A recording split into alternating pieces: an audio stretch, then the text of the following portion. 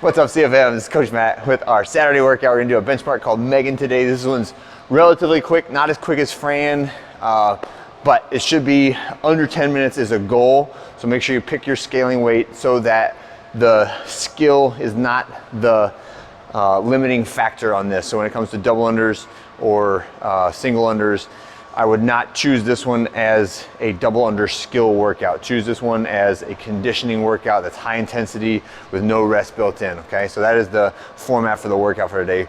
On the warm up, we'll go 3 minutes through a warm up pace cardio, and then I want you to do 8 reps of a burpee jump. So this is just prepping the hip flexors, the core, and the hamstrings for my burpee. So planting my hands, my feet are wide, hands are just forward of my toes, and I'm gonna try to hop back to my plank position and then hop forward to flat feet.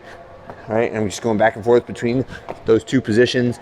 And if you notice, like when you do burpees, a lot of times where you get stuck, if your feet are narrow, you get stuck right here, right? If my hips, my hamstrings are a little bit tight, or I don't have enough flexibility to get my feet up to my hands, and then I have to kind of awkwardly walk my way up before I do my burpee. So the burpee jump is just a way to work on flexibility, but also the rhythm and the hip flexor strength in order to get into that good position that you can just stand and jump from afterwards.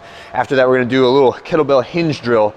So this one, I want the band attached to the rig somewhere around knee height is a good spot to have it, and then loop the other end around the handle of the kettlebell. And then we're gonna start with your feet in front of the kettlebell, grabbing the kettlebell, standing up, and then walking away from it a little bit, right? So you can see why you don't want the band up like high, like at your shoulders, right? Can you see that?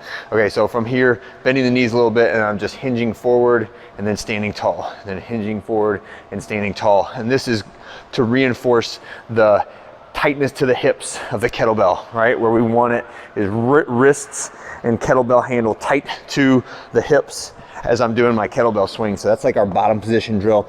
And what this is working on is if I'm doing my kettlebell swing and I've got a big gap down here between my hands, my wrist, and my thighs or my groin there, that's going to increase the amount of load or torque that the kettlebell can put on my back, and it makes it less safe of a movement and takes the load away from the glutes and hamstrings and puts it more on my spine and on my arms, right? So where I really want it to be is wrists tight to the hips, and all that weight is in the glutes and the hamstrings when I'm at that loaded or spring-loaded position of the kettlebell swing, right?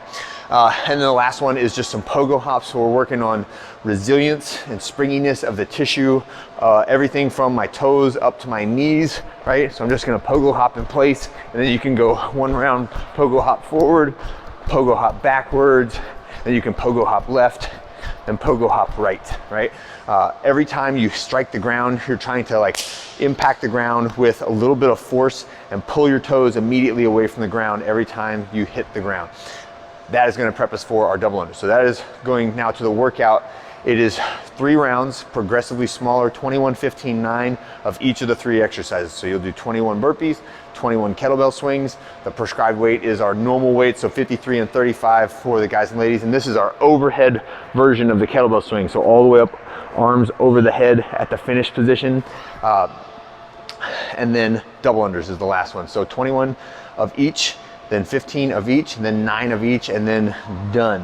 One note on the American kettlebell swing, and let me get the band off my kettlebell, is that sometimes the limiting tissue on the kettlebell swing is in my shoulders. So like if I get to the overhead position and my back is like hyperextended like this because my shoulders are really tight, that repetitive stress can cause problems for your back. So make sure that you're only going overhead as far as your shoulders will allow, and don't artificially push it up there and extend your back in order to get it there, right? So at the finished position of the kettlebell swing, my body should just be standing tall. There should not be any leaning back. The knees should not be bent. I don't want my hips forward or my shoulders at all. I just want to be pressing straight into the ground, have my shoulders all the way down to my ankles as one straight line when I finish in that overhead position for the kettlebell swing. That is it for today. That is Megan, fun benchmark. Hope you guys had a great one, and I'll see you for another week of training on Monday.